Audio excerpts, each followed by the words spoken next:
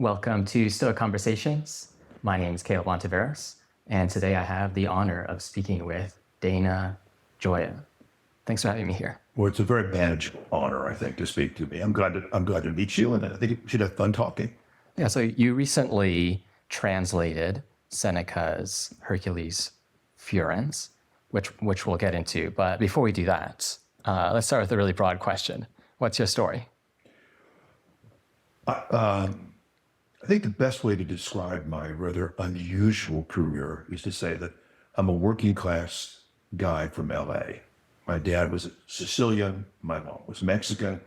I was the first person in my family to go to college.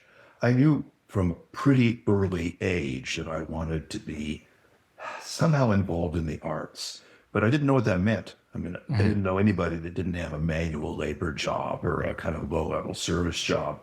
And so it was largely a fantasy life that I had. And so I was a musician when I was early on. I started learning piano in parochial school.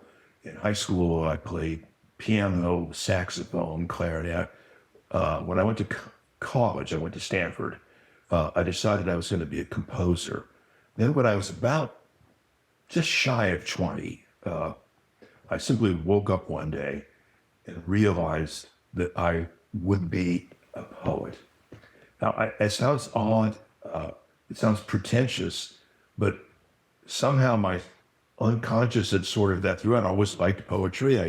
Like everybody else, I'd written a lot of bad poems, but I understood that's what I wanted to do, and I had no idea what it meant. So the rest of my life has been figuring out, what does it mean to be a poet? How does a poet make his way through life, and how do you pay the bills? Because I knew I wanted to get married. I wanted to have, a family. And so I went to graduate school first because I'm a poet. You should be a professor. Isn't that the conventional thing? And I went to Harvard Graduate School. I liked graduate school. I liked Harvard in most respects. It's a bit snobbish. I can say that because I went there, but I do think people at Harvard are a little too proud of the fact that they are at Harvard. But nonetheless, it's a superb school. I had a good time there. But I realized after a couple of years that being a professor was very different from being a writer. And that the longer I stayed at Harvard, actually worse I would get as a poet, because I'd be writing poems too self-consciously. I'd be writing poems to be analyzed, rather than this weird kind of communication, which is the way poetry works. We can talk about that in a little while. So I decided to quit. I'd had jobs, believe it or not, since the age of 9. And so I had no illusions about having a shit job somewhere and, writing at night or, working as a night watchman or whatever. I wanted a good job. So I went to Stanford Business School because I was always pretty good at running things. I went to Stanford Business School, and I'm probably the only person in history who went there to be a poet. I did the minimum amount of work. I mean, no one has graduated doing less at Stanford Business School than I did, but I achieved 3 really good things. I got an MBA, and I learned a lot. I mean, it wasn't like it was a worthless thing. It's just that I'd always been an A student. And at Stanford Business School, I found myself to be the worst student in the class rather than the best student. And that was in itself an education. I realized how most people go through school. They're not that engaged. I took a lot of that time, and I spent about 3 hours every day writing or reading. And so I started publishing and matured myself a little bit as a writer. But most importantly, I met the woman I would marry. I knew that I would marry her within a few weeks of knowing her. It took her 5 years to recognize my rationale, but we've been married now for 43 years. And so I then went to New York. I was in business for 15 years. I was working at General Foods Corporation, which was the largest food company in the country at that point. And I worked about 10 hours a day, and I came home and I wrote at night. And after a number of years, I was successful in business, but I was also a very well-known poet and critic. I had a number of things happen in my life. The most significant one was that my first son died suddenly. He was 4 months old. He died of sudden infant death syndrome. And anyone who has lost a child or is in a family where they've lost a child knows the trauma that that represents. And as we were coming out of that, and we had 2 more sons, I realized that, and this sounds very Seneca, I recognized mortality as a force in my life. And, you only have one chance to be in this world, even if you believe in another world. And I felt that if I was going to be a full-time writer, now was the time to do it. So I simply quit my job one day, to everybody's astonishment. I didn't have another job, and I decided that I would make my living as a writer. I was lucky because I had published an article called Can Poetry Matter? I don't know if you've read it, but it was published in 1991. It's probably still the most famous American article on poetry in the last 30 plus years. And it made me internationally famous. And so I felt that gave me an opportunity to make a living. And that's what I did. I worked for the BBC. I reviewed for the New York Times, the Washington Post. I began editing anthologies. I began doing a lot of stuff. I lived as a writer. And we had a couple of lean years, but then it began to work. I would have probably done that for the rest of my life. In the same way, I might have actually worked in business and written at night until retirement had I not lost my son, had I not had that basic existential shock. I came back to California because I was in New York for nearly 20 years. Came back to California, which is where I'm from, and where I really feel a very deep connection. Much more than most people, I think, do towards the place. But I've never thought of myself as anything but California or where I was living.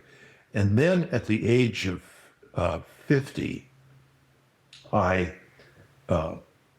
ended up taking a job I did not want, but I did out of a certain public obligation. I became the chairman of the National Endowment for the Arts, which was a failed institution that was Congress was trying to eliminate. And so I went to Washington to save the NEA, and I'm happy to say I managed. We rebuilt the institution. We got the budget raised every year that I was there. We launched its largest programs and most successful programs in its history. And I could have then once again stayed in Washington the rest of my life. I had many, many people in Washington that wanted me to continue there, but I came back to California. I had to teach part-time for a couple of years at the University of Southern California because I had 2 sons in college. And also, when you're in public service, you really lose money. I didn't want to sell my house here, and so I came back and I did it. And then I had a stroke of very good fortune. Once again, it wouldn't have happened otherwise. Which is that Governor Brown asked me to be California Poet State Laureate, and I did that for 4 years, and I became the only poet laureate in California's history who visited all 58 counties of the state and did events in all 58 counties, which was a kind of adventure. It was my wife and I turned it into a kind of interesting odyssey. And it was, we did it together, and then I left USC. Now that I paid the bills, I walked away from a university chair. I think people thought I was nuts. Right. But that's a whole other subject. But wasn't what my destiny was. And I came back here just in time for a fire to practically burn my house down. It destroyed my neighbors. So during the pandemic, while everybody else was in complete isolation, I had people here every day, and we were cutting down burned trees, and we were rebuilding things. So for 2 years, we rebuilt this. Then I had a broken pipe that flooded the room we were in. This room was gutted 9 months ago and had to be rebuilt. So in my retirement, rather than writing full time, which I had hoped, I'd become a kind of second-rate contractor. But I actually, during that time, I finished a couple of books. And so what's my story? My story is I'm a kid who was excited by art, was excited by literature, was excited by music, when I didn't know what they were, except as experiences. And I let that, in a sense, guide me into a life in which I worked in academics, in business, in government, in the media, and most importantly, as an independent writer working only for myself. And so I've had an unusual life. It's been difficult in a lot of ways, but I can't imagine not thinking of myself as blessed when I'm able to do what I love, and I'm able to make a living with that. So there's a saying that Seneca made. It only has 5 words in Latin, but which is fata ducam voluntatem trahut in voluntatum, which means fate guides the willing person. The unwilling one, it drags behind it. And so even when my son died, I just believed that you follow your destiny and you trust where it leads.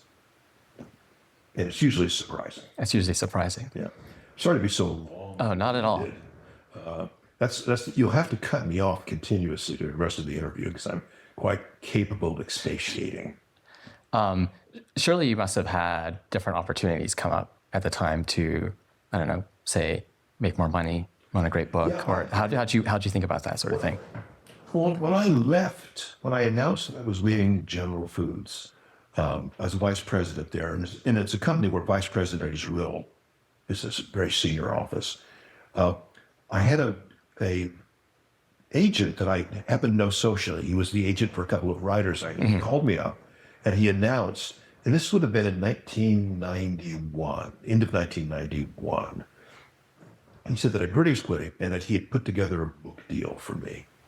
And he could offer me a $600,000 advance to write a book about how MBAs were destroying American business, which is an idea I don't totally reject. That's a whole other discussion. You probably get big offers like that all the time. And this is in 1991 dollars, so it would be $1 million. Yeah, that's a solid. Yeah, $1 million or a little bit more. And I didn't say no. I said, well, I got to talk to my wife.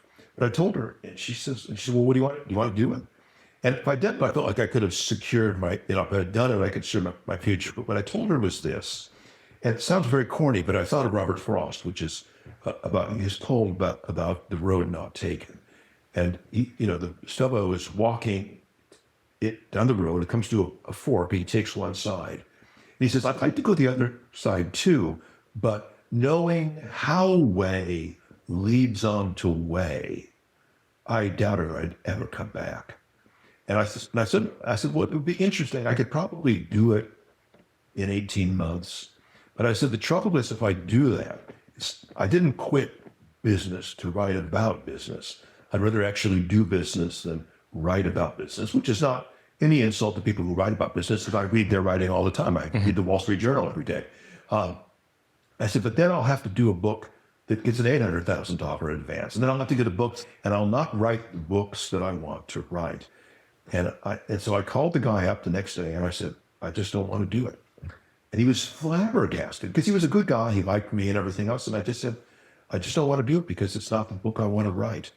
And instead, I put together Can't Poetry Matter, which was a book of essays, and it sold very well by the standards of books of essays about poetry, which is, one infinitesimal fraction of what, but it was a book. And 30 years later, people still are buying and reading that book in small numbers. Please don't get me wrong.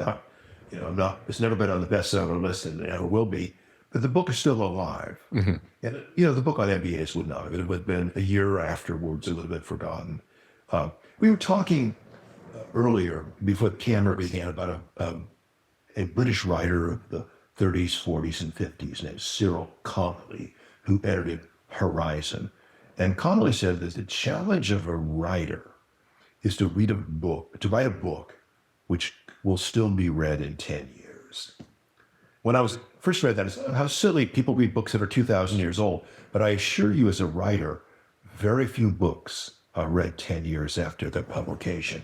And so what I tried to do in my career was to write the books or the articles or the poems that only I can write, to take my time and to write them in a way that they stay alive for more than 10 years. I think of myself, what would take this book to be alive in 50 years? In 50 years, even middle-aged, I'd be dead. So how can I write something that somebody in the next generation can read profitably? And Seneca sort of happened that way. And that means you don't rush them, and you go for a kind of perfectionism. Will the book pay your living? No way it will. It's just, it's an abysmal economic investment. But what it does do is to create a life which will, in its entirety, support you. People will invite you to lecture. People will invite you to teach. People will do things because they respect the imagination and the intelligence that writes that way. So all of my advice to writers is bad advice. Nothing I recommend to people will get them an agent, will get them a bestseller. But working this way, I've been able to write well, be well regarded, and make a living. Isn't that a perfect trifecta? Right. Yeah, I suppose you can't always have all things. So Yeah. Be careful about what you choose. No, it is.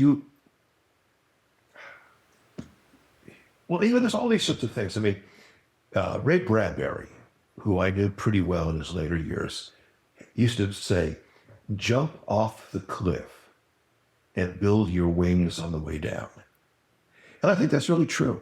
I mean, if you're determined to fly, that's the way to do it. Because the experience teaches you how to do it. Now, obviously, it's a metaphor, not an engineering idea. Sure. But I think it is true. You take the leap, you follow fortune, and you believe that fortune will guide you. So how does Seneca enter the picture? Well, Seneca, this is a project that I've been involved with for probably a quarter of a century, but it really begins when I started college. I had an old-fashioned Catholic education. They didn't emphasize mathematics or science, but by God, they taught you Latin. Because they wanted to make sure that if 18, when you graduated high school, you wanted to be a priest, you were prepared in theology or in philosophy and Latin. So I had an extraordinarily good education for the 12th century. And having been raised in late middle-aged Los Angeles, among people that hadn't changed since the 12th century, it never questioned me that this was anything but the right education for the future. And indeed, ironically, at the age of 72, I use my Latin, my philosophy, and my theology every day. The computer languages that I learned, the statistical methods I learned, everything went to business school I don't use. So it is practical. But anyway, I came to college. They had abolished Western Civ as a requirement. And if Western civilization had been required, I probably would have complained. But since it was abolished, I decided to take it. Yeah, then you have to take it. So that's what I'm like. I'm just a contrarian. So I started in this. I didn't know what the hell I was signing up for, but it struck me it's a good idea to read Homer and Sophocles. And so I did this class, and we spent like 9 weeks on the Greeks, and then it came to the Romans, and they said, well, Romans are just not as good as the Greeks, and we'll spend like a day, reading. Seneca spent a day reading Cicero, and that was it. They just said, well, and I sort of said, gee, So when I read Seneca, and they were giving us his essays, I said, this is really good. I find this much more useful than reading Plato. Now I know that's an abomination to say in a department of philosophy, but Seneca was not interested in giving you the abstract theoretical system for philosophy. What he was interested in doing was giving you a practical worldview that you could apply. And when I was reading this, I said, my Mexican and Sicilian families, the men are Stoics. This is the philosophy that they practice. And I just thought this is what my uncles were like. This is what my grandfather's like. I hadn't thought of it as a philosophical system. But anyway, I liked it. And the rest of my education, I kept waiting for Seneca to reappear. I took a huge year-long class on the tragedy, taught by the head of the Spanish department. Now, Seneca was born in Spain, for God's sakes, when it was part of the Roman Empire. And we read Racine, Corneille, we read all the Greeks, we read Tirso de Molina, we read Lope de Vega, we read Shakespeare, we read Schiller. He didn't cite any Seneca. And it puzzled me that you wouldn't do it. And so finally, in graduate school, I didn't get it. And I was doing work on Elizabethans, just coursework. And it was very important for me because I actually scanned every line of several plays because I wanted to teach myself as a poet how Shakespeare and his contemporaries had written blank verse. Because it was a performative art. They were doing it for the theater. So they were doing it, by the way, it sounded. So I did that. And at the beginning of his book on Elizabethan drama, Eliot writes, really was my book, I think the last really great literary essay on Seneca. And I read it and I said, this is really fascinating. So about the time I dropped out of graduate school, I read a play of Seneca's. And see, now you got to understand, the plays of Seneca are contemptible. They're violent, they're vulgar, they're badly written. They copy the Greeks too much, but they aren't enough like the Greeks. I mean, there's all these reasons to hate them, and nobody ever says a good thing. So I read it. I said, man, this is a hell of a play. This is the Thyestes, which is, and it begins with when a fury meets a ghost, and they're talking. It's almost like a no play of the Japanese, and I just thought it was wonderful. So I started reading these other plays of Seneca, and I really liked them. So clearly I'm defective in the same way that Seneca, but the fact is that the Seneca plays are much more like the movies we have now. It's like, it reminds me of Quentin Tarantino is pure Seneca, which is that these people just come and just give speeches, and the speeches are exciting. I'm going to blow this poor college kid drug dealer up. But before I do, I'm going to give him this long speech. And people, I remember seeing Pulp Fiction, which I have problems with Pulp Fiction. I mean, I don't think it's that great film the way my sons do. But by God, Tarantino was doing something nobody else did, which is having violence and rhetoric and poetry together. And that's what Seneca is like. And these characters come and they just give you a speech to knock you out of your seat, and then they go off and murder somebody, And so I had a chance to do a version of this about 20 years ago. And so I did a version, and we produced it in Lower Manhattan. And this guy I used to go out drinking with this one. He comes to poetry meetings. Afterwards, we go to these bars. And it's a work night. It's 2 a.m. We're still in these damn bars. And we're just talking about books. And I tell him about this thing. I don't know how to put it on. He says, I'll pay to put it on. I said, how can you do it?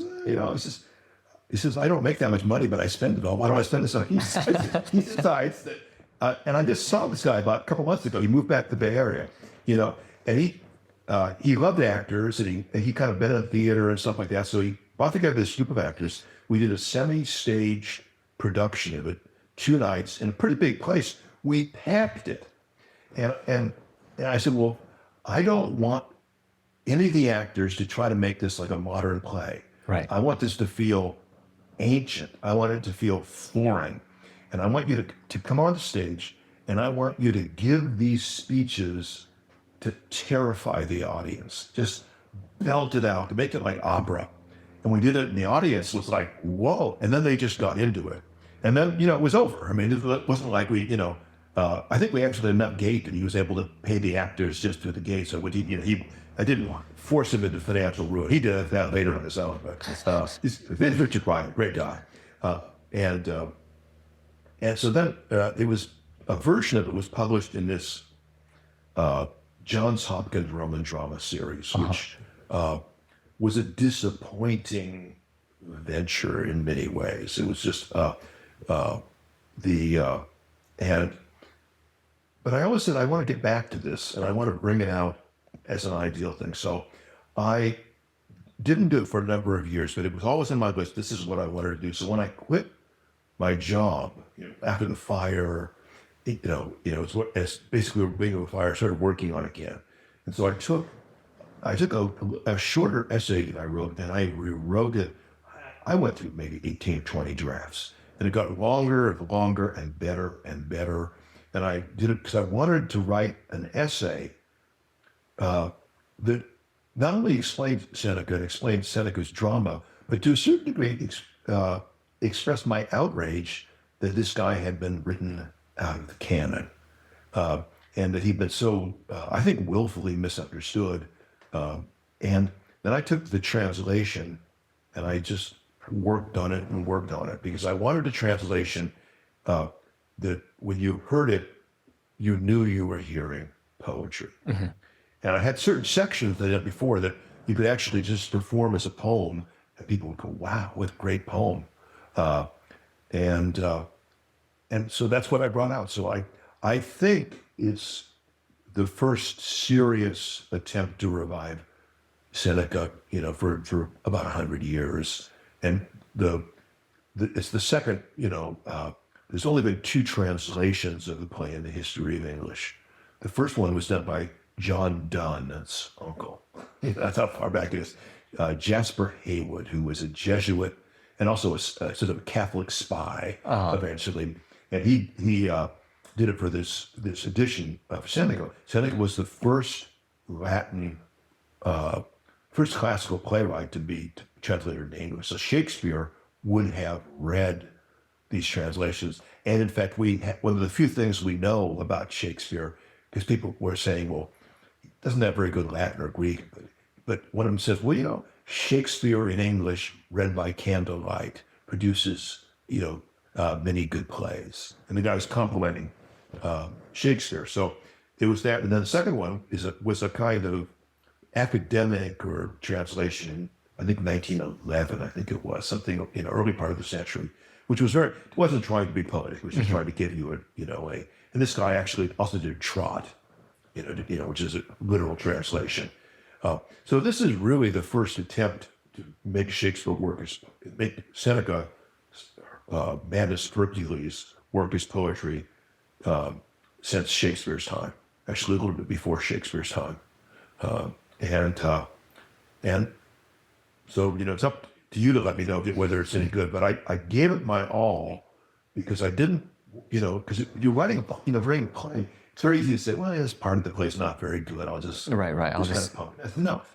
Why did he write it this way? And I tried to make everything work. Now you could say not everything I did work, but it's because I failed. Mm-hmm. Now I didn't try, but I feel pretty proud of it because you get a sense of the power of the characters. The actress who did the version in Soho is, kind of she's a very powerful. She's good looking, but what you really noticed about her was just she was a powerful woman. And like all actresses in New York, she needed work. And so after we did this, I said, if I get a gig to read poetry, will you come and just do this? And so I would go to a poetry reading, and I would do some poems. She would come out and she'd do Juno's monologue, which is the entire first act of this play. Mm-hmm. And then I would do some more. And people loved it. This actress loved it because she'd learned this part and now she got to use it. But I found that it was very dangerous because this is a crazy, vengeance-ridden goddess who wants to, you've been trying to destroy Hercules since he was a baby. She tried to destroy him in his cradle. And she's getting madder and crazier and nuttier, and it's all vengeance. And afterwards, the women in the audience would come up and say, I really loved that thing that you did for Juno. She's so right about me. So right. They said, whoa, let's not murder people. But I felt a certain degree it was a little like Quentin Tarantino. These are wild and violent speeches, and it makes sense within a drama. Sure. If you exert it it's not a moral example. No, you don't take that's not the character you should be basing them around. Or Hercules. I mean, see, the thing about this play, well, let's give people a quick précis about the play, because I think many listeners will be familiar with Seneca, but they may have taken a look at one of his plays, if any at all. And if you've done that, you probably will be surprised if you're familiar with his moral philosophy, perhaps. What do people know? What does the average person or average sort of literate person know about Hercules? Two things. He was the strongest person who ever lived. I mean, he had such incredible strength that nothing could defeat him. And the second thing is that through one of his irresponsible acts of violence, he had to make amends by doing 12 labors for King Eurystheus. And so the king kept sending him labors, hoping that he would die. Things like they were all impossible labors. And so this play begins when Hercules has just finished his 12th and final labor, which, if you remember, is to go into the underworld and bring back Cerberus, the three-headed dog. And so, because of this triumph that he's done of, basically fighting every monster on Earth, Hercules is going to be made into a god. And this is what just really annoys Juno, because Juno is the wife of Jupiter. She's all Hera and Zeus would be their Greek names. And she's also, this is a little kinky, she's also Jupiter's sister. They're rather like, some very incestuous Egyptian royal families, they marry within the family. And Jupiter has not been a faithful husband. And she's been continuously humiliated by his bastards, his mistresses. And quite often he rewards them by making them into stars, deifying them. So she's drawing the line of Hercules. So Hercules doesn't know this, but Juno is plotting to get him as he comes out of hell. So he comes back to his native city and discovers there's been a coup. This king has been killed, and the usurper has given Hercules' wife an ultimatum that she either marries him or he will kill her and all of Hercules' children. And he thinks Hercules has perished in the underworld, and he's about to get a violent surprise. So Hercules comes back to Thebes. He finds out the situation. He kills the usurper. But because, and this gets into dark magic to a certain degree, that all mythologies have the gods above and the gods below. Even Christianity, I'm a Catholic, we have the gods, and what's below is the demonic portion of reality. Angels and demons, gods above and gods below. And like Las Vegas, what's in Hades must stay in Hades. If you bring things out of Hades, you unleash dangers into the upper world. This has become the plot of I don't know how many horror films or TV series. Sure. But Seneca was there first, And so Hercules does not understand that by dragging Cerberus, who is the sacred guardian of the underworld, he's unleashed all of these furies and spirits. And that's what Juno uses implicitly. It's not, she talks about it, but you don't see it on the stage. Drives him mad. He goes mad and he kills his own family. And then he comes out of the madness. So it's the tragedy of Hercules Furens, which means Hercules gone mad, is that the strongest man in the world who cannot be defeated by going mad uses his strength to defeat himself. And so at the end of the play, he's basically being taken off stage by King Theseus, who he's saved from the underworld to a place where he can redeem his life. And but as mythology shows, all of Hercules' greatest deeds are now, for the most part, behind him. You know, he has been a bad ending, as people know from mythology, where he's tricked by a centaur. His wife's tricked by a centaur by putting on a poisonous shirt, and which he cannot remove, and has to, find an elaborate way of killing himself. So this is really a tragedy of strength without judgment. That you can be the strongest person in the world, but if you do not control your anger, you do not control your vengeance, that strength cannot protect you or your family. Very Seneca. Right. So it's an exciting play. The interesting thing, the thing that I really loved about it, which was it drew me to it, is that the third act of this is a description of the underworld. His theses has come up, and everyone wants to know, well, what the heck? What's what next? Hell like, And he tells them, and it's terrifying. And I am absolutely sure that Dante read this, and it's reflected in Dante's Inferno. And people never talk about that. They always talk about he's borrowing from Virgil and Homer. But this is something Dante would have known from school days on. And so it's a wonderful, dark, poetic, violent play that's full of great poetry. So what's not to like? I'm a guy from LA. I was raised by the movies, monster movies especially. I'd love to have you read some of the Madness of Hercules. Yeah.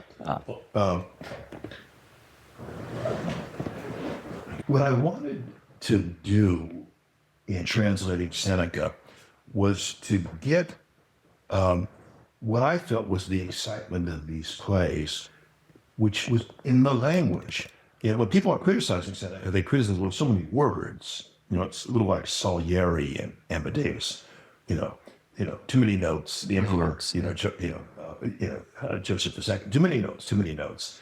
But the fact is that what Seneca is doing, it's not like opera. The prima donna comes out there and she just dazzles you. So this play begins at night, because a tragedy should take place in one location from dawn to dusk, and all the action has the unity of time and place and action. The play has those three unities. So this Seneca sneaks a little bit. He starts before dawn, so it's night and all the stars are out, and this woman comes on stage, and she's the goddess Juno. And what she begins to do is to look at this zodiac and point out that these stars, these constellations, are commemorating her husband's adulterous affairs, and she is not happy about it. So this is the way that it begins. Call me sister of the thunder god. That is the only title I have left. Once I was wife and queen to Jupiter, but now abandoned by his love and shamed by his perpetual adulteries, I leave my palace to its mistresses. Why not choose earth when heaven is a whorehouse? Even the zodiac has now become a pantheon of prostitutes and bastards. Look at Callisto shining in the north. That glittering slut now guards the Argive fleet. Or see how Taurus rises in the south, not only messenger of spring's warm nights, but the gross trophy of Europa's rape. Or count the stormy Pleiades, those nymphs who terrorized the waves, once warmed Jove's bed. Watch young Orion swagger with his sword, a vulgar upstart challenging the gods, while gaudy Perseus flaunts his golden stars. Gape at the constellations Jove awarded Castor and Pollux, his twin bastard sons. And now not only Bacchus and his mother parade their ill-begotten rank in heaven, but my great husband, lord of lechery, discarding his last shred of decency, has crowned his drunken bastard slut with stars. Now you realize this is not a woman who's going to, have a charitable look, at anyone, who her husband's produced. But she just begins by this great rant of this woman mad at her cheating husband. And I'll tell you, I know from having seen it perform, it still speaks very strongly, to women.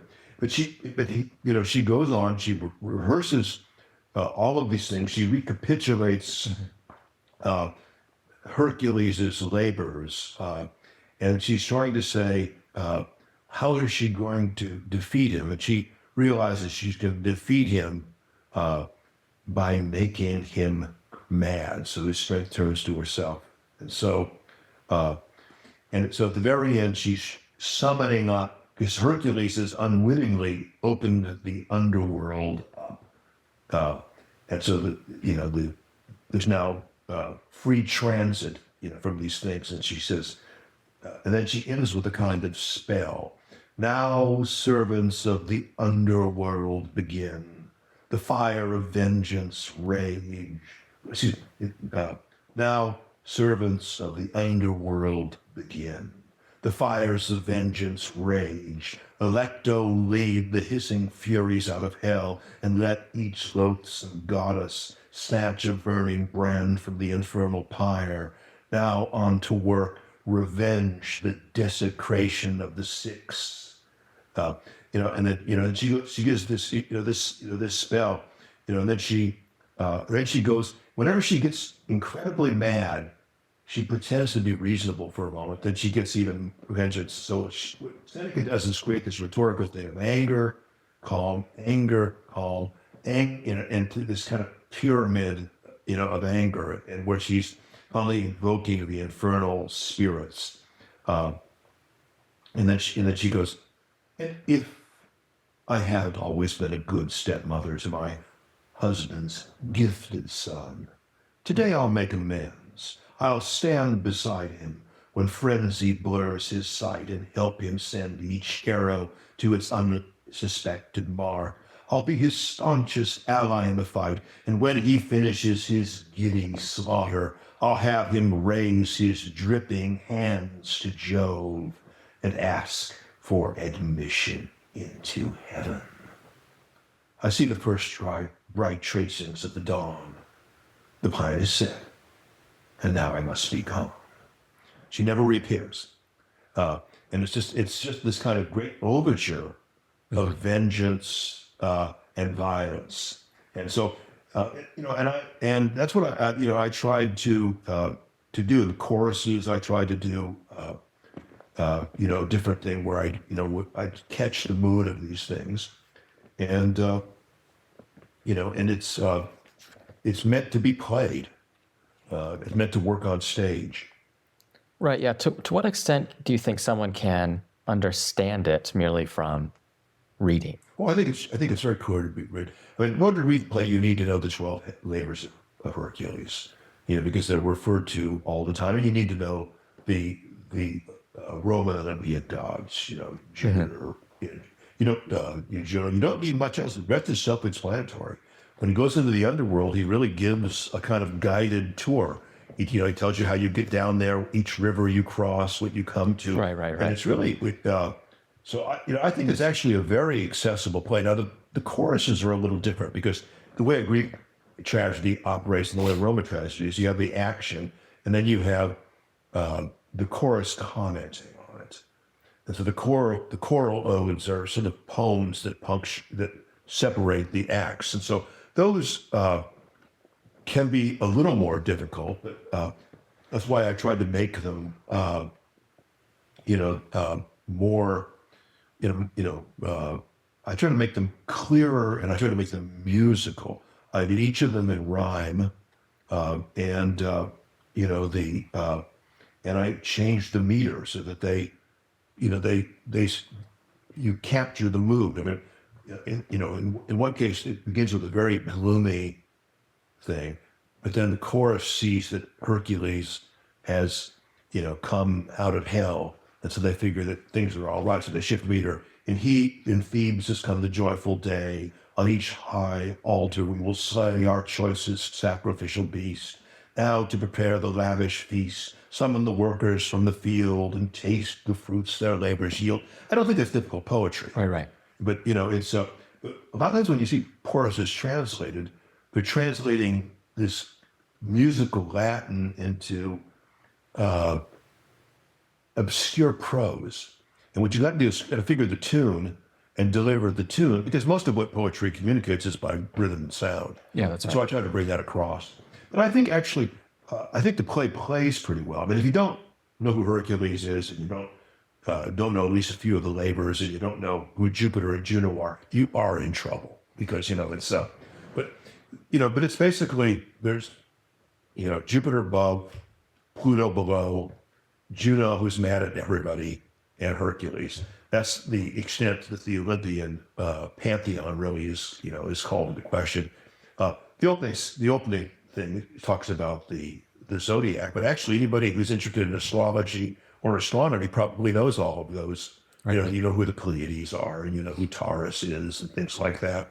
So curious is so much of our culture was codified in Rome. Our months are named. Some of our months are named after. We have 2 months named after Roman emperors. July and August. And we have these. We have our planets are named after the Roman Olympian. They're not unfamiliar names. Mm-hmm. Yeah, I suppose it's certainly comprehensible, but I suppose there's a question that comes to mind, which is if you merely read the piece do you need to embody it in order to get that extra amount of dramatic knowledge or embodied knowledge? Well, I agree. A play should be seen, or you could hear them. I actually have got a CD set of all Shakespeare's plays, and I've been I'll drive someplace. My wife doesn't like it. My kids don't like it. But if I'm by myself, I actually enjoy listening to Midsummer Night's Dream or Timon of Athens or something like this, because I don't have a chance to see these things. But it's because I've seen them that I can register. But a play should be seen. But when I was young, I couldn't go to the theater. I didn't want to go to the theater. There was not that much theater in Los Angeles, and so a lot of times I would just read a play at night. And so I read a lot of famous plays,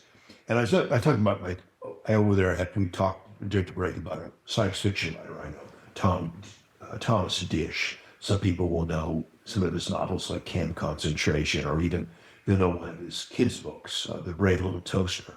And but Tom was the same way. When he was young, he would read plays. We talked about, we read all of Tennessee Williams' plays, and we read these. And a lot of these I've still never seen, but I know from having read. So until people put on Seneca, reading a book is probably the best you could do. What I'd love to do is to do another semi-staged reading and record it. Mm-hmm. I think it works well, and the actors, I try to make the voice of each of the characters somewhat different. Bacchus, who is the fellow who usurps the government, I made him sound like a Southern politician. Just it's reasonable, calm, and he's, always trying to strike a deal. And so that, because you have to sort of differentiate the actors.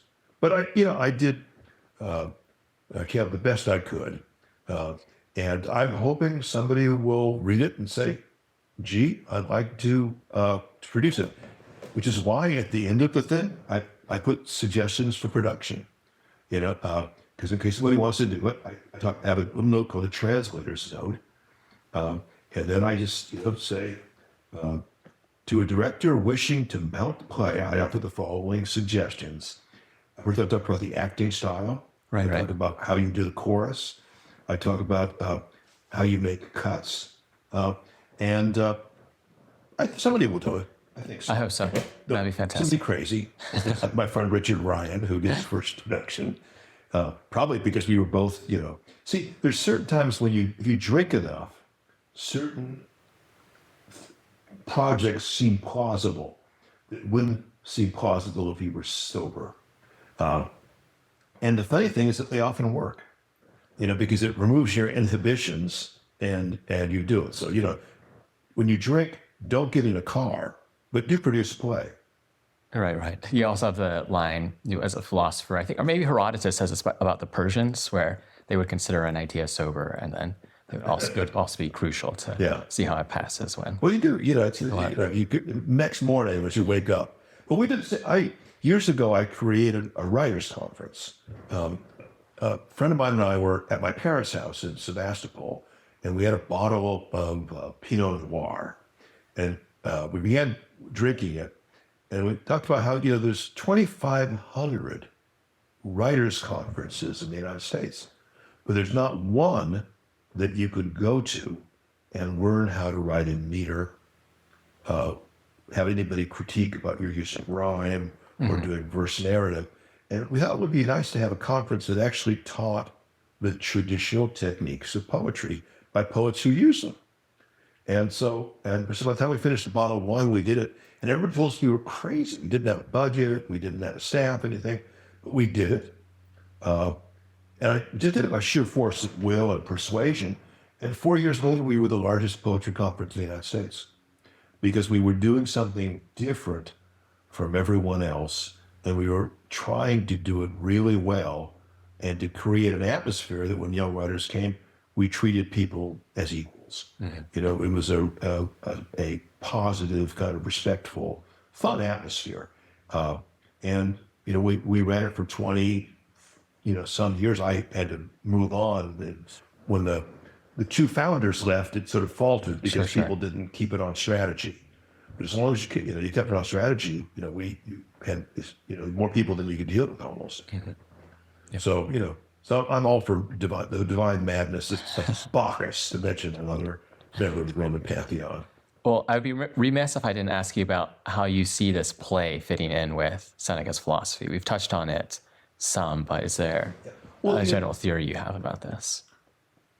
Well, there has been an argument among classicists saying that, well, the person who wrote these plays and the person who wrote Seneca's essays are two different people.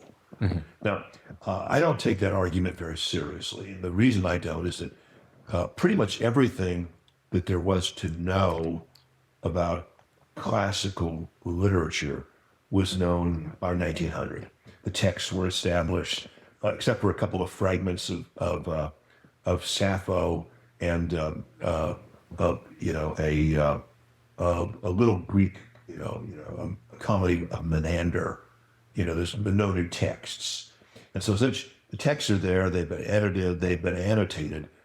About all you can do is then challenge what the consensus is. So you have to, anything anybody says, you have to challenge. And so I think, to a certain degree, the argument that Seneca Tragicus was not, Seneca, Philosophus is a hollow one. I think it's a rhetorical argument. You could publish an article on it. And why now? Seneca's essays are very clean, very concise. The tragedies are grandiose and violent and everything else. But I think it's, if I take a writer and I have them write an essay, and then I have them write a novel, you get two different sides of their personality. And I think that I don't think I know, when Seneca is writing essays, he's writing in his own person. He's saying, I am an example of Roman Stoicism, and I will set a good example for you, my friend. So he's writing he's writing a letter to somebody, but the letter is a letter that you're supposed to then come and read to all your friends. I mean, so Seneca is writing letters to posterity, really, to all Rome and to posterity. In the plays, he has the luxury of putting words into the mouths of fictional characters. So he can have Hercules, or he can have Medea, or Juno say things that he would never say in his first person. And so I believe that Seneca used his plays to reflect his anxiety, anger, and suppressed violence, about his sense of what life had become in imperial Rome. And I think there are vehicles for all of these darker emotions, which as a Stoic, he knew he must control in his life. And so, you think of Edgar Allan Poe as a very meek, very polite man. He drank a lot, but the stories are violent and crazy. He channeled this. You see this again and again, that the H.P. Lovecrafts of the world are very mild-mannered, polite people. Their imagination kind of goes wild. So I think, for Seneca, this became a form in which he could channel his darker energy and his darker vision, free of the weight of being an exemplary Stoic. Now, does that mean that the plays contradict his Stoic philosophy? No, they show the consequences of immoderate behavior. They show the consequences of not controlling your darker passions, because they are tragedies. They are about great people who come to bad ends because of essential flaws in their character. So it's a dramatization of Seneca, of Stoic principles. Absolutely.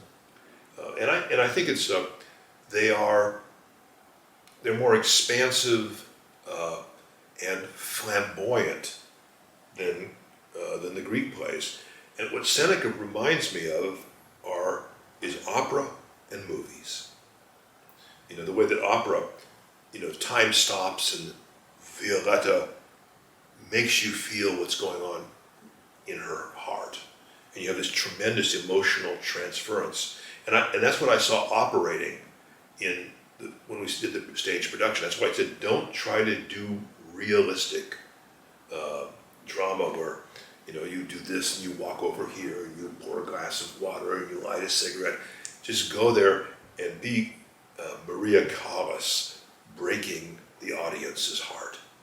And people have this emotional transference. And the other thing is that they have this kind of inevitable violence. There's a wonderful scene in a version of Antigone that was written after World War II by Gérard de. And it begins when the chorus comes out and says, "Here is Antigone. She's just a girl. Mm-hmm. She's dreams of marriage. She dreams of this. But the machine of tragedy has been turned on. And once this machine has been turned on, it cannot be stopped." And that's what Seneca's doing, is that before the play opens up, Juno has put into effect this tragic tidal wave. And until that wave lands and crushes everything in its path, the action isn't over. And it's going to happen. The tragedy is not about surprise. It's about witnessing what do strong people do when they are pushed to the outer extremities of human suffering, when the worst things in the world happen to them and they still resist breaking, but they have to articulate their suffering. And it's a very strange art form in that respect, because what they're doing is something that nobody wants to see, and yet we're drawn to. It's like a traffic accident. Right. People always slow down because they want to see the accident. There's a crime scene. They want to see. There's a desire, in a sense, to see the worst fates that we might encounter, and that's in the Greek tragedies. But here, it's on an imperial level. In Rome, is bigger productions, bigger budget, wider screen, and Technicolor.